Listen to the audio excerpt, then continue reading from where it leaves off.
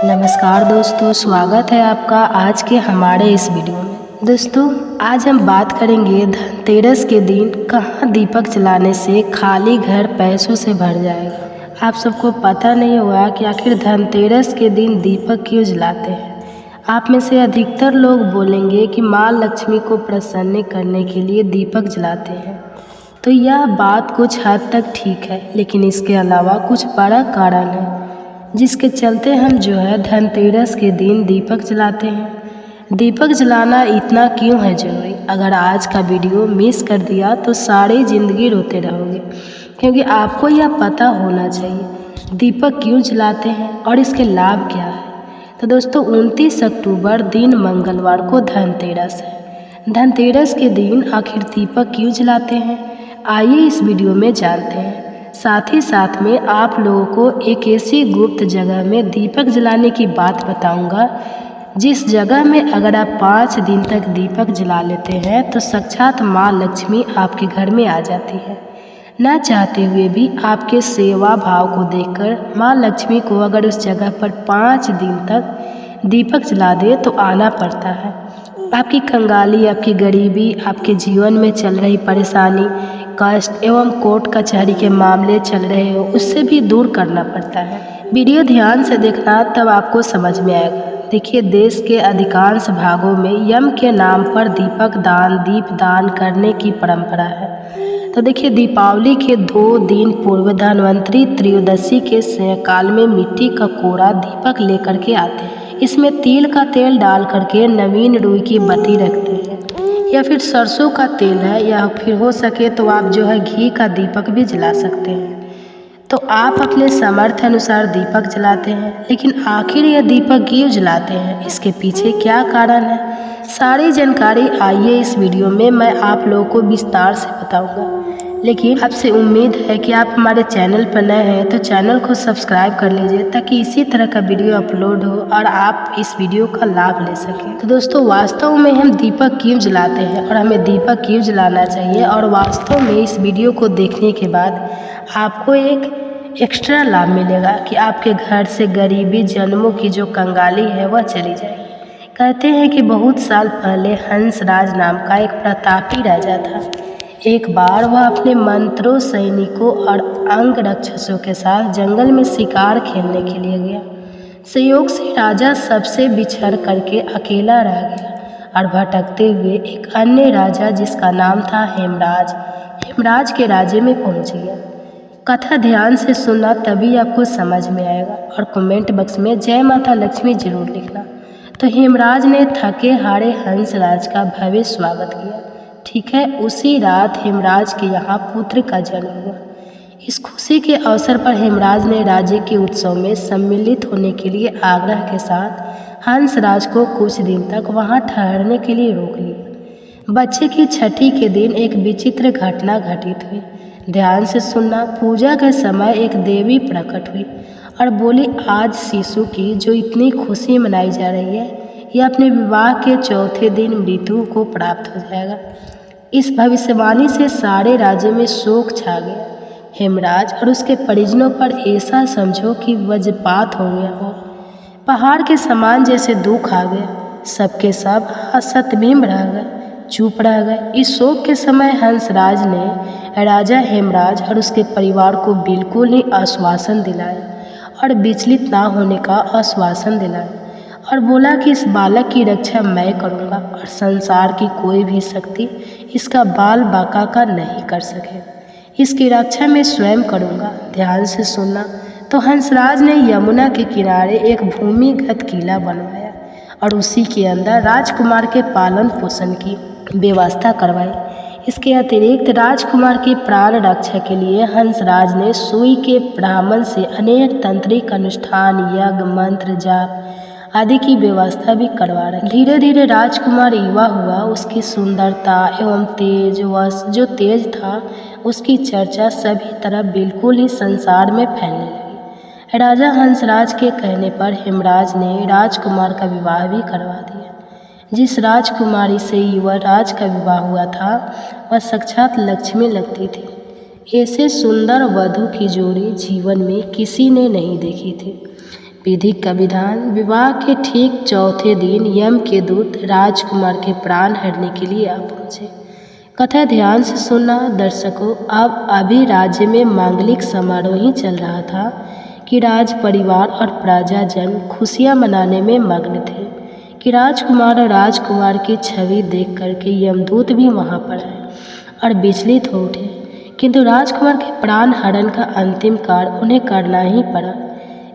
यमदूत जिस समय राजकुमार के प्राण लेकर चले, उस समय ऐसा हाल हुआ, ऐसा हालाहल मच गया, हाहाकार मच गया, दारुण होने लगा। ऐसा दृश्य वहाँ पर उत्पन्न हुआ जिससे द्रवित होकर के यमराज के जो दूत थे वह भी रोने लगे। इस घटना के कुछ समय पश्चात एक दिन यमराज ने प्रसन्न मुद्रा में अपने यमदूतों से पूछा, दूतों, तुम सब अनंत काल में पृथ्वी के जीवों का प्राण हरण करते आ रहे हो, क्या तुम्हें कभी किसी जीव पर दया आई है और मन में यह विचार उठा है कि इसे छोड़ देना चाहिए?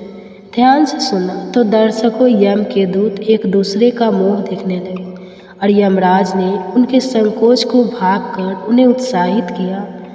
झटको मत, अगर ऐसा प्रसंग आया है तो निर्भय होकर के कहो। यमदूतों बताओ। इस पर एक दूत ने सिर झुका करके निवेदन किया। यमराज से मृत्यु के देवता यमराज से बोला, ऐसा प्रसंग तो काम ही आता है स्वामी, किंतु एक घटना अवश्य हुई है, किंतु स्मृति मुझे आज भी विचलित कर देती है। यह कहते हुए जो यम के दूत थे, उन्होंने हेमराज के पुत्र की प्राण हरण की संपूर्ण घटना यमराज को बताई। इस दुखद प्रसंग से यमराज भी विचलित हो उठे और उसे इस लक्ष्य करके ध्यान से सुनना, इसका लक्ष्य करके दूत बोला कि नाथ, ध्यान से सुनना, क्या कोई ऐसा उपाय नहीं जिस उपाय से अकाल मृत्यु से प्राणियों को छुटकारा मिल जाए और मृत्यु के देवता यमराज जो प्राण हरत है इसके बच सके? तो इस पर यमराज ने कहा, जीवन और मृत्यु यह सृष्टि का अटल नियम है तथा इसे बदला नहीं जा सकता। किंतु यमराज ने कहा कि धनतेरस को पूरे दिन का व्रत और यमुना में स्नान कर धन्वंतरि और यम का पूजन दर्शन काल मृत्यु से बचाव कर सकता है। लेकिन यदि यह संभव ना हो तो फिर संध्या के समय घर के प्रवेश द्वार पर यम के नाम का एक दीपक, ध्यान से सुनना, यम के नाम का एक दीपक प्रज्वलित जरूर करना चाहिए। इससे आकस्मिक मृत्यु और रोग से मुक्ति प्राप्त की जा सकती है।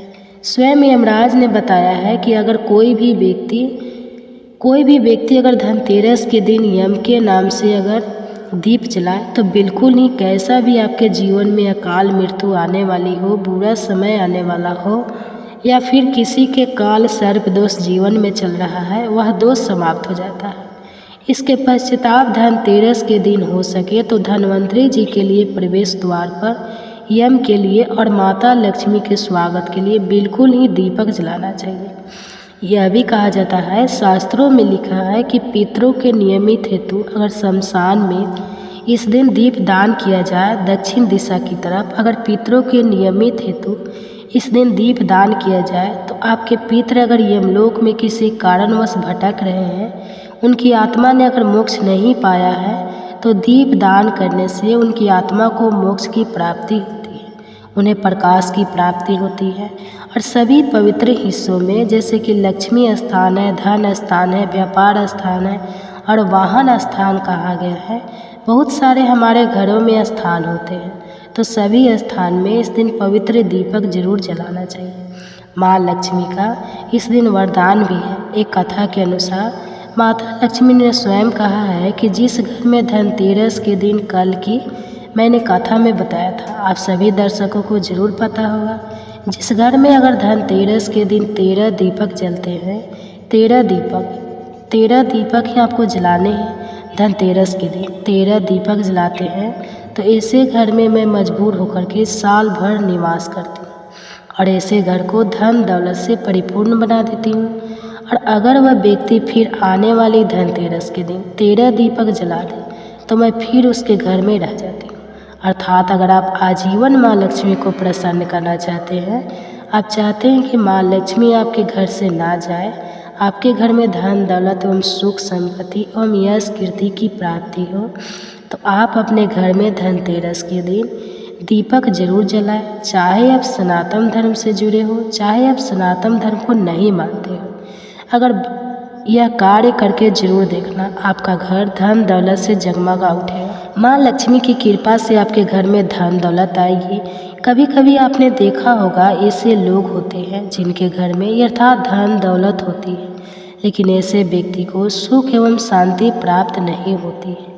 ऐसे व्यक्ति का मन जो रहता है बिल्कुल ही जैसे मेटल बोल सकते हैं, इस प्रकार का बोल सकते हैं कि दिन भर ऐसे व्यक्ति कोमा में चला गया हो, या फिर ऐसे व्यक्ति को बोल सकते हैं कि पागलपन हो गया हो, उन्हें सुख चैन दुनिया का नहीं मिल रहा है। तो ऐसे व्यक्ति भी उस दिन उनके नाम से भी आप जो है 13 दीप दान कर देते हैं, आप नदी में 13 दीप बहा देते हैं, तो उनका जो मानसिक संतुलन बिगड़ चुका हो वह ठीक हो जाता है।